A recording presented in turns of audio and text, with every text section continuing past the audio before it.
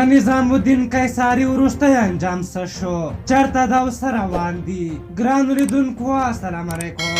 د قیصاري د نیولو 2 شپني عملیات ناکام پای ته ورسېدل. د بلخ امنیتي چارواکي وایي وروسته له سختو ځمکني او هوایي عملیاتو د نظام الدین قیصاري کور ته ننوتل، خو بریالي نه شول چې نوموړی ونیسي.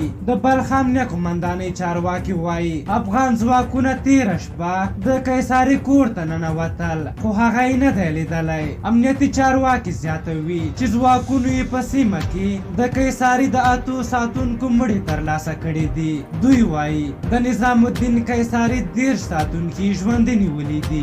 دغه راز په دغه عملیاتو کې 3 افغان سرتېري سرشیرن ټپي شوي دي. بېګا شپه ناوخته د قیصاري په اړه یو شمېر سرچینو رسنیو ته ویلي چې نوموړی له سیمې په تېښته بریالی شوی دی، او داسې راپورونه هم خپاره شول چې نوموړی د جنرال دوستم کسانو له سیمې ویستلی او شبرغان ته یې وړی. خو امنیتي ځواکونه وایي چې د هغه د نیولو عملیات بیا پیل کړي او کیدای شي هغه په شاوخوا کورونو کې وي او دوی به دغه سیمه تصفیه کړي. قیصاري په زور واقعي او خپل سری تورن دی او افغان سرتېرو غوښتل چې نوموړی ونیسي، خو د نیول کېدو پر مهال د نوموړي ساتونکو له افغان ځواکونو سره جګړه پیل کړه. نوموړی تېر کال هم امنیتي ځواکونو نیولی و او 6 میاشتې په کابل کې له ځانه سره ساتلی و، خو اوس یې د بیا ځلې په نیولو افغان حکومت بریالی نه شو او عملیات ناکام دي. ډېری افغانان په دې باور دي چې د قیصاري موضوع سیاسي بڼه لري.